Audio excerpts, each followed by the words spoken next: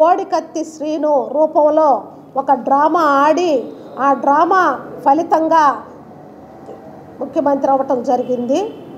కేవలం అతను ముఖ్యమంత్రి అవ్వటానికి ఈ కోడికత్తి శ్రీను అనే అబ్బాయిని బలి చేశాడు. ఈరోజు ఒక దళిత తమ్ముడు, దళితులుగా మాకు ఎంత ఆవేదనగా ఉందంటే ఆ కోడికత్తి శ్రీను ఈరోజు 5 సంవత్సరాల నుంచి జైల్లో మగ్గుతుంటే అది చూసి నువ్వు నిజంగా ఒక మనిషి రూపంలో రాజశేఖర రెడ్డికి పుడితే ఖచ్చితంగా ఆ అబ్బాయి బాధను అర్థం చేసుకొని ఒక్కసారి కోర్టుకెళ్ళి సాక్ష్యం చెప్పు. నువ్వు ఎక్కడెక్కడ తిరుగుతున్నావు, ఒక్కసారి కోర్టుకెళ్ళి 5 సంవత్సరాల్లో నీకు కుదరలేదా సాక్ష్యం చెప్పడానికి? నువ్వు ఒక్క సాక్ష్యం చెప్తే ఆ అబ్బాయి జీవితం, వాళ్ళ కుటుంబం మొత్తం బయటపడుతుంది.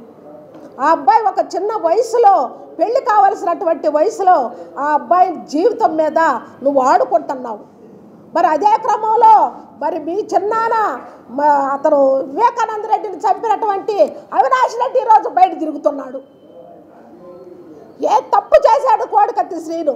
వాళ్ళ అమ్మ సావిత్రమ్మ 3 రోజుల క్రితము ఆ జన సైనిక దళ వాళ్ళని పెట్టుకొని దీక్ష చేస్తుంటే ఆ దీక్షను కూడా భగ్నం చేశాం.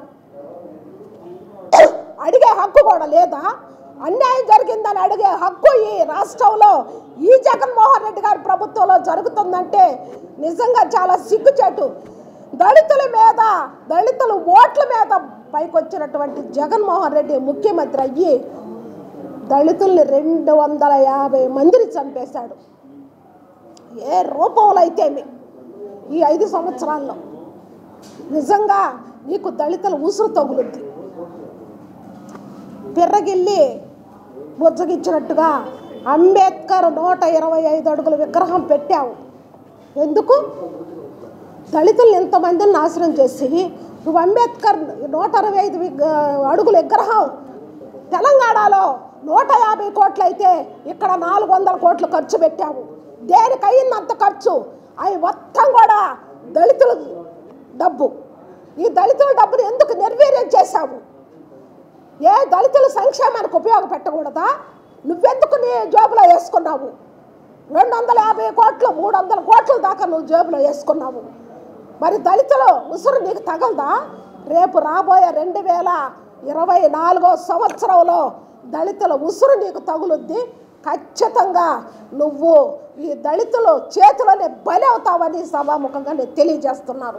5 సంవత్సరాల కింద ఒక కత్తి సీన్ అనే అబ్బాయికి నీ వెనక ఉండేవాళ్ళు ఎవరైనా కానీ ఇచ్చి ఒక ఎలక్షన్ డ్రామా ఆడి ఆ రోజు మరి చంద్రబాబు నాయుడు కత్తి తీసి పొడిపించాడు అని చెప్పి బాబు గారి మీద నువ్వు అపనిందలేసి దళితుల ఓట్ల కోసం దండుకోవటానికి ఏ అక్క చెల్లెలు అని ముద్దులు పెట్టడం కాకుండా ఇది కూడా ఒక దాంట్లో డ్రామా అనమాట ఆడి నువ్వు చేసి తర్వాత బాబు గారు అన్నాక మీ దగ్గర పనిచేసే ఛానల్లో మహాశాలలో చేసిన అబ్బాయి పేరు కూడా ఉంది.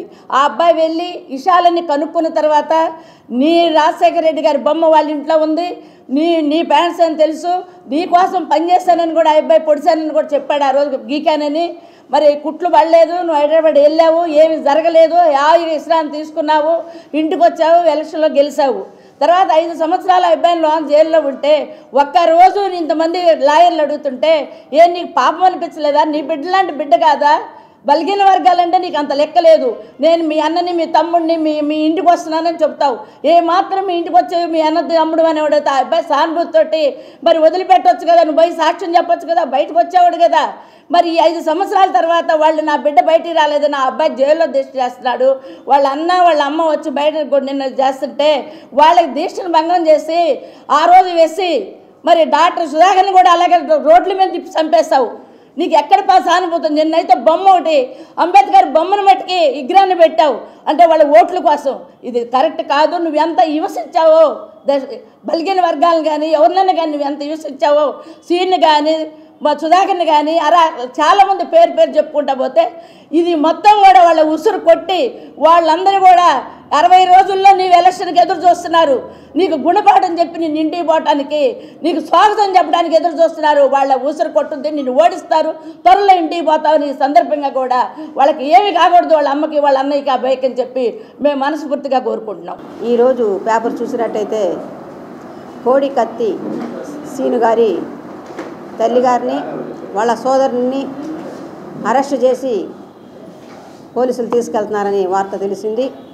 మేము ఒకటే ప్రశ్నిస్తున్నాం, కోడికత్తి ఏం తప్పు చేశాడు, ఆయనకి మీరు ఎందుకు సపోర్ట్ ఇవ్వట్లేదని మేము తెలుగుదేశం పక్షాన్ని అడుగుతా ఉన్నాం. 25/10/2018 సంవత్సరంలో విశాఖపట్నం ఎయిర్పోర్టులో అన్న అని చెప్పేసి వాటేసుకొని నువ్వే సీఎం అవుతావు అన్న జగన్ అన్న అని చెప్పేసి పిల్లోడు ఎంతో సంతోషంగా వచ్చి నేను ఒకటి చేస్తానన్నా, కత్తి చూపిస్తాను, నీ సీఎం అవుతా అని చెప్పి పోయిన క్రమంలో ఆ కత్తి నువ్వే లాక్కొని గీసుకున్నావో లేకపోతే ప్రమాదవశాత్తు నీకు గీసుకుందో తెలియని సంఘటన. నీకైతే ఏ గాయం కాలేదు. అది ఒక పెద్ద డ్రామాగా క్రియేట్ చేసి ఈ పని చంద్రబాబు నాయుడు గారు చేపిస్తున్నారని చెప్పేసి ఒక డ్రామా క్రియేట్ చేసి నువ్వు సెంట్రల్ గవర్నమెంట్ ద్వారా రాజ్నాథ్ సింగ్ హోమ్ మినిస్టర్ ద్వారా నువ్వు ఇక్కడ నాకు ట్రీట్మెంట్ వద్దు హైదరాబాద్ అని చెప్పి తీసుకెళ్ళి అక్కడ నువ్వు ట్రీట్మెంట్ ఇప్పించుకొని సిట్ కూడా వేశారు ఆ కేసు మీద.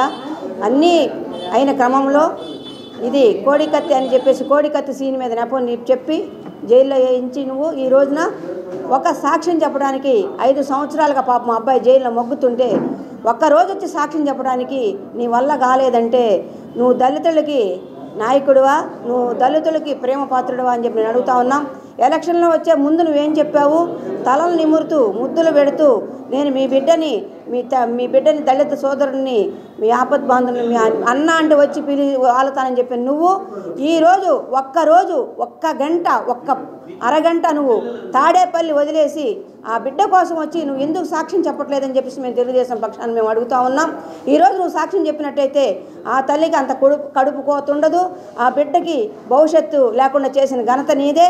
మేము ఒకటే అడుగుతా ఉన్నాం, నువ్వు ఎన్ని కేసులు 37 కేసులున్నా జైలుకి వెళ్ళవు, బాబాయిని చెప్పిన సాక్ష్యం ఉండదు, నీ ఇష్టం యథారాజ తదా ప్రజ అని చెప్పేసి ఒక పిచ్చోడి చేతిలో రాయి పెట్టినట్టు ప్రజలు పెట్టారు.